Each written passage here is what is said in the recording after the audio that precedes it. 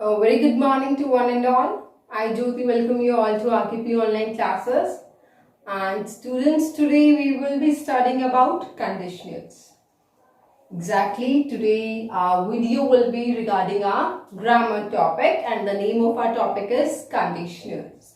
Now, as the name suggests, condition. What type of condition? Like if I say, if you hit a dog, it will bark, or you can even say, if you hit a dog, it will bite you. Clear?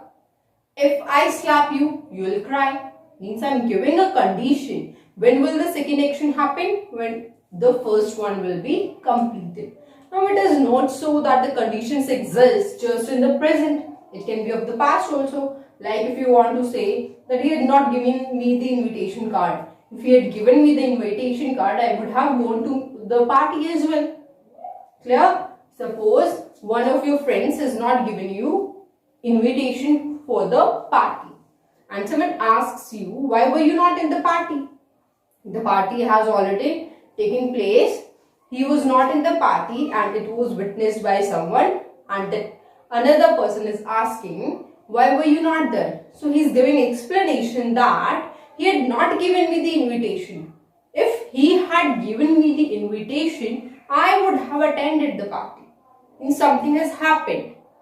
But the thing that had happened was a result of something that took place before that.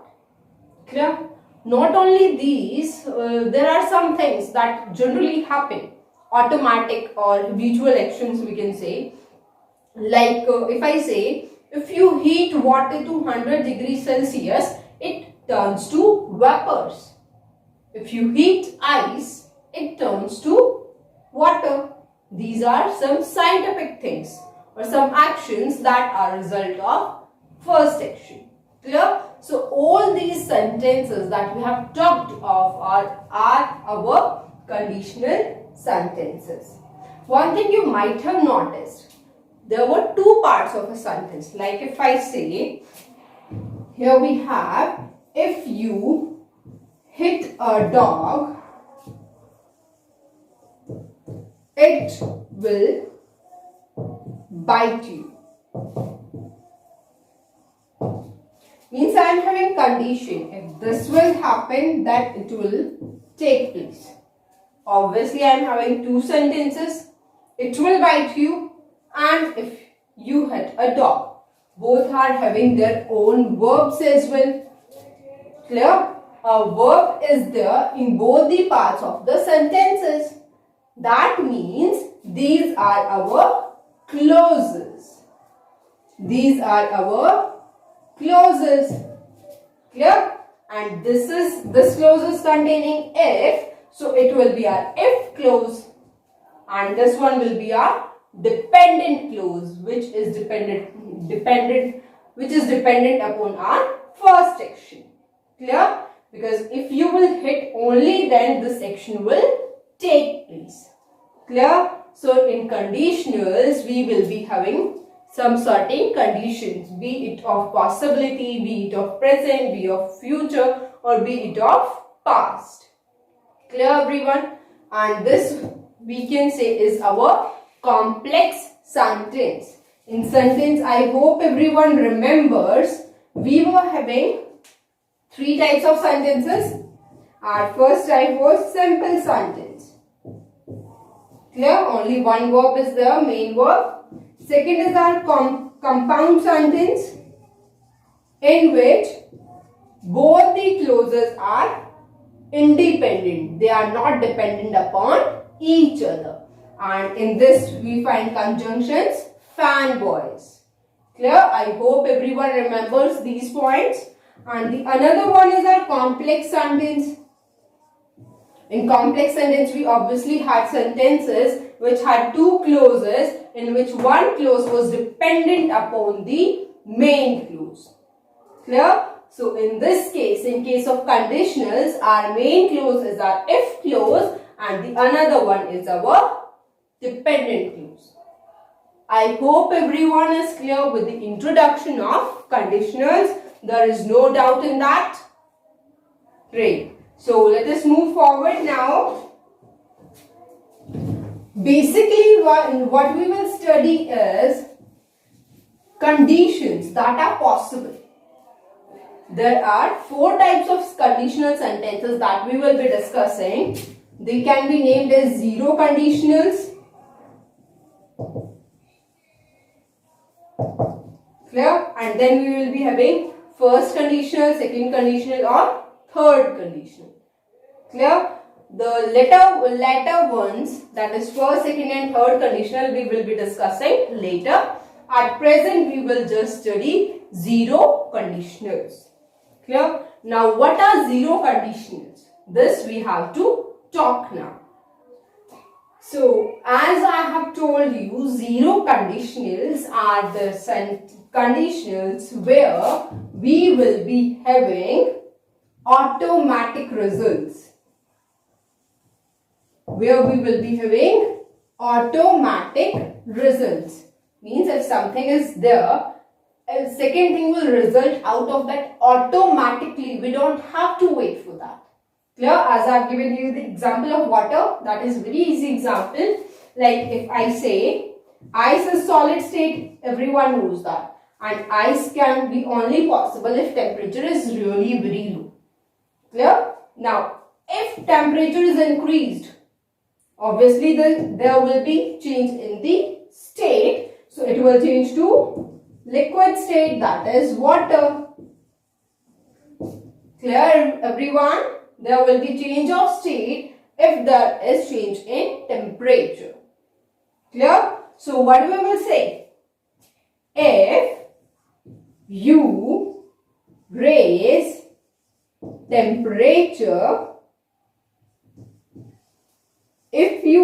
temperature, ice turns to water. Clear? Or you can say, if you heat water, it turns to vapors. It is automatic action. Temperature is raised, then it is scientific processes, chemical reactions that will obviously take place. Clear, everyone? It is automatic result of something. Now, what have we noticed over here? What are the points to be noted are that the first clause will remain in present tense. The first clause, the if clause, will remain in present tense. Clear? Simple present is there. And the second clause is also in present tense. Clear, everyone? Here also we are having verb first form. Here also we are having verb first form. The thing to be noted, if our subject is plural or if it is I or you. If it is plural or if our subject is I or you, then we will not be having S or ES with the verb. But if our subject is singular and it is apart from I and you, then S or ES will be included in the verb. Clear, everyone? Remember one thing always. If we are writing I's turn, or if something else is there, like if I say he make. Suppose you wanted to write he makes a mistake. He commits a mistake. And you have not written S over here. Now what is the confusion that is created? Neither the verb is of present tense. Because if it had been of present tense, if the verb had been of the present tense, then it should be singular verb. Because our subject is singular. And it can be made singular by adding S or ES. And if it had been of the past, then we would have the verb made. Clear? Either it should be made or it should be makes. But it is neither of the two. So it makes the sentence grammatically incorrect. Clear? So just take care that if your subject is singular, don't forget to check your verb whether it is singular or plural. Clear everyone? Now let's take the second example. Here again you will see you. With you we use plural verb. No S or ES is there. So this sentence is in present tense. Now coming to the second one. It is singular. S or ES is used. That means our letter part is also in present tense. I hope zero conditionals are clear to each and every one. Remember, it will be automatic result of the first part. If first section takes place, the second will automatically take place. You can't avoid that. Clear? Great. So now let's move on to our first conditionals. Now in the first conditionals, what we have is the possibility of something in future. Possibility of conditions in future. Like in the first conditional, what do we have? Type 1. If we talk of type 1 of conditionals, they are open conditionals. They are open conditionals. Now, what do you have in open conditionals? Means something is open, anything can happen. So, possibility is there. Possibility of things is positive. It is much greater. Clear? Now, what are the verbs, or if I say what are the modal auxiliaries that are used for possibility of the future time? Like if I say, if you call me. If you call me. If you call me, I will surely come. I am talking of present. That if in present time, if you are calling me, I will come. I will surely come. That means I am talking of future. And future is time that has not come yet. And if something has not yet happened, means there are possibilities that that thing can happen. Clear? Another thing that we can take is, if you don't study, you may fail, you can fail, you will fail. So other modal auxiliaries can also be used. Now when to use which modal auxiliary? Let's see to that first. Then we'll come back to open conditionals. If I have will and shall, I hope everyone remembers that will is used with all other subjects except I and we. With I and we use shall, and for will we will use other subject.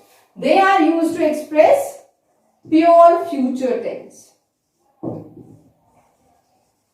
Everyone knows that. Now they can be exchanged even.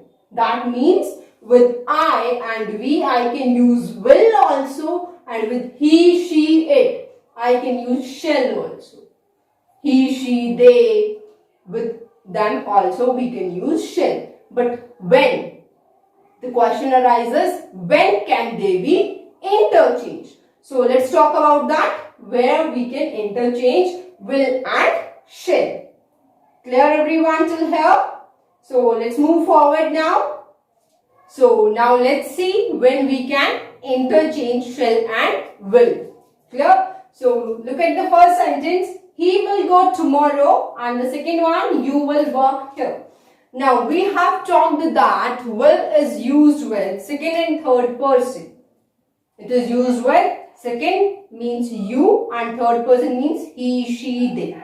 It is used with them to express pure future action. So in the first and second sentence, that is, he will go tomorrow and you will work here. We are getting pure future action.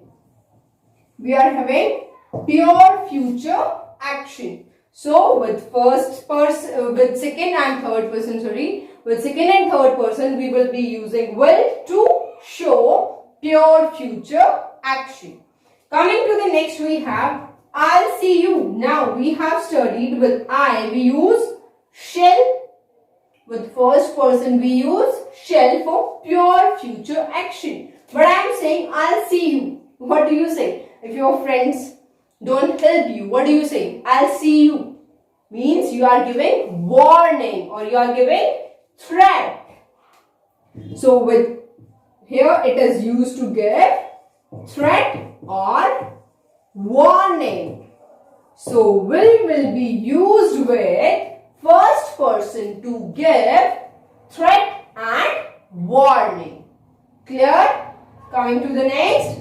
I'll pay you on Monday. Means suppose someone has taken something from you. Obviously money it will be if you are paying back. And that person is saying don't worry, I'll pay you back on Monday. That means a promise is being made. So with first person, if you are using will, that means you are making a promise.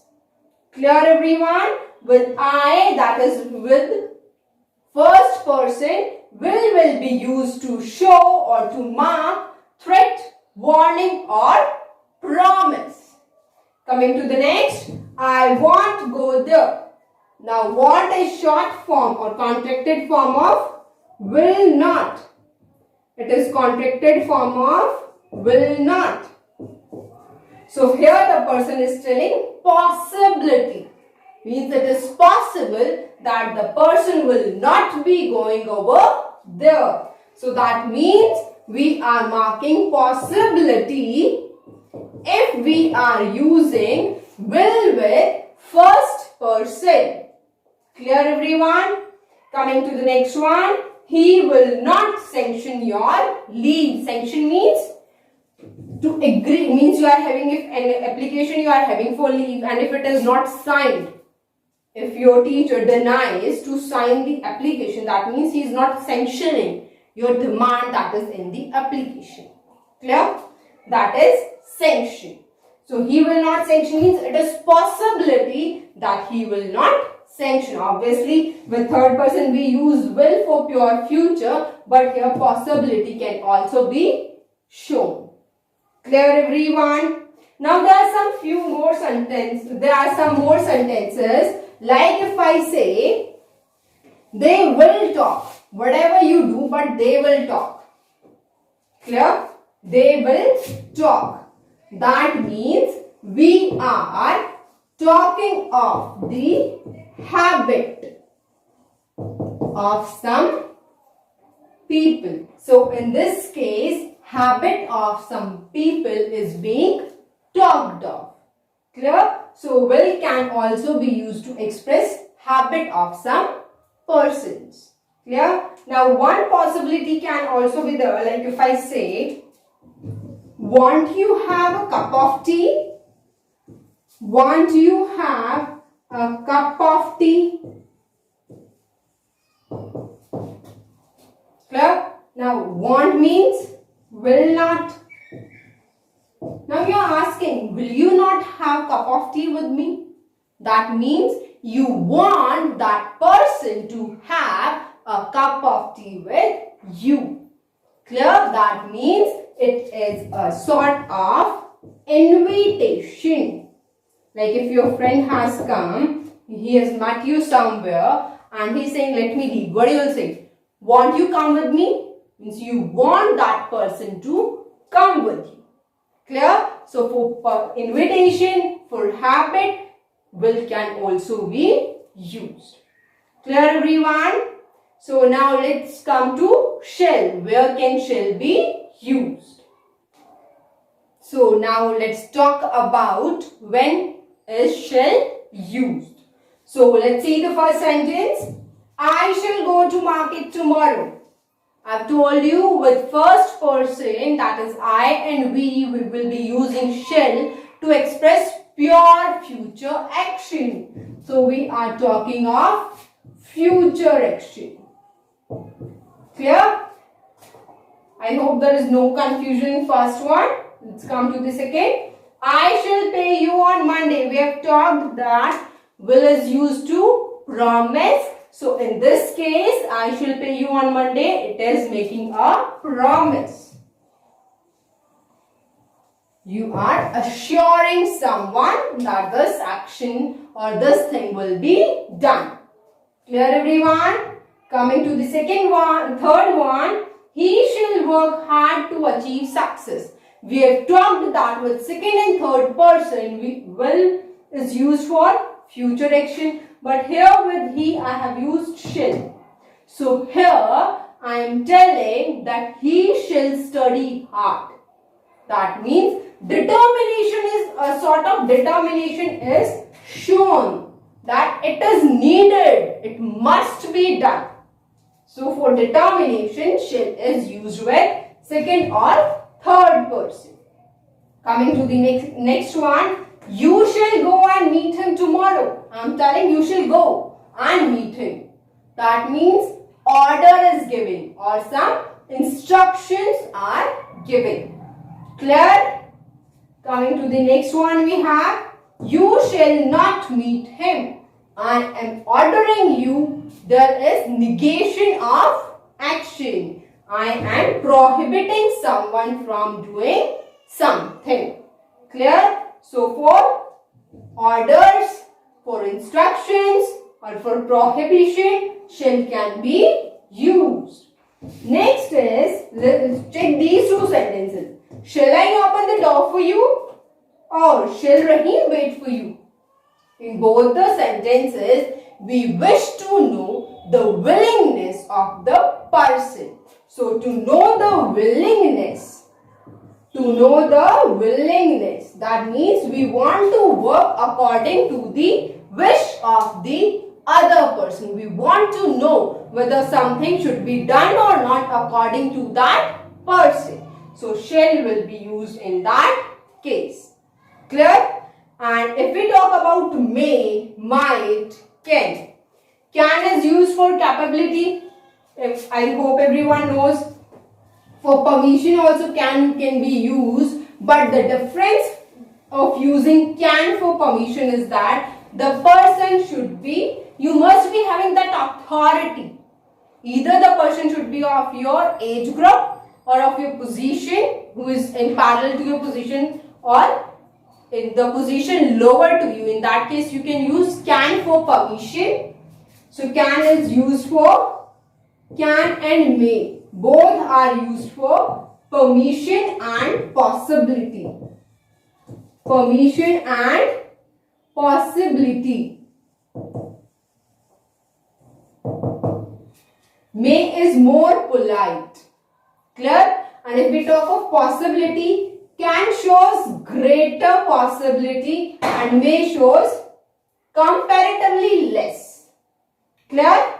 Can is also used to mark capability. I can do this. Means it is in my capability. It is under my capability. I can do this.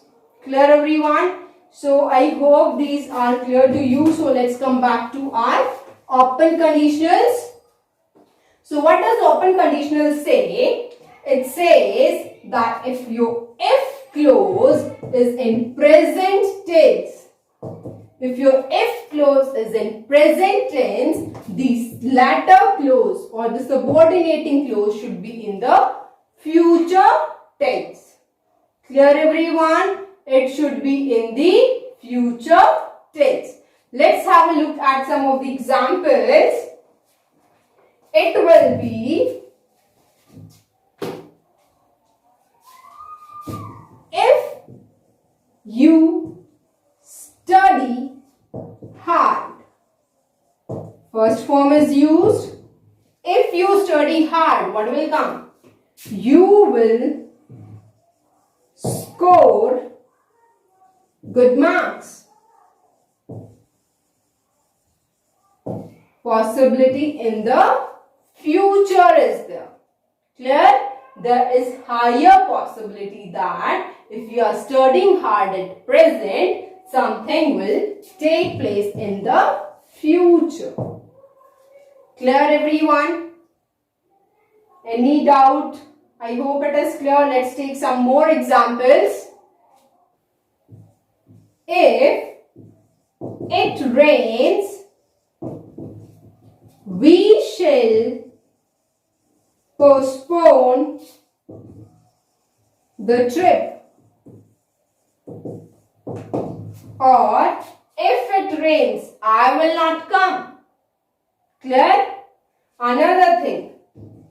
Another sentence that can be taken is, if her uncle arrives, she may not come.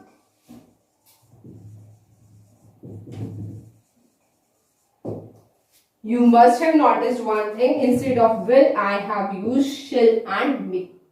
The thing that I want to convey over here is that in the another clause, in the letter clause, if will is if instead of will we are using any other modal auxiliary, it is absolutely correct.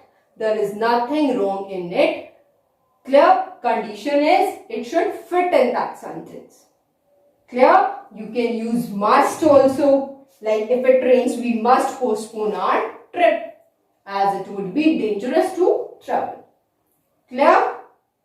You can use another modal auxiliaries also in place of will.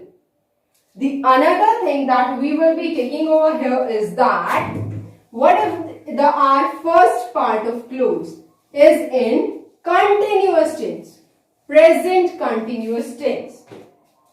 If I say, if you are waiting for the taxi, if you are waiting for the taxi, you should go to the taxi stand.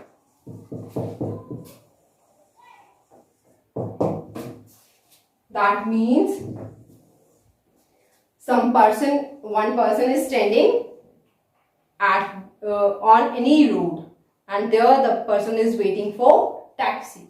Waiting for taxi means that action is taking place at that point of time. That means it is in present, it is in continuity. Obviously it is present tense. So you should go to taxi stand means it is advised that you go to the taxi stand. So instead of will, shall, may, you can also use should. Clear? We are directing the person that if you want that you find a taxi, the condition is you will have to go to the taxi stand. Clear? So modal auxiliaries can replace will provided they fit in that sentence and convey a proper meaning. Clear, everyone? So in open conditionals we saw that if our if clause is in present tense, it can be simple present or present continuous. The second one will be in future. That is, you can use will, you can use shall, you can use must, you can use should, may, or anything, or any other modal auxiliary like can, might. Clear, everyone? So I hope type 1 conditionals is clear to each and everyone, and you have to remember they are open conditionals as there is higher possibility of the action to take place. Clear? Now we have talked that if our first part, that is if our if clause is in present tense, the another will be in future. We have seen it can be in simple present or present continuous. Now let's take one more example. If you have finished dinner, I'll ask the waiter for ice cream.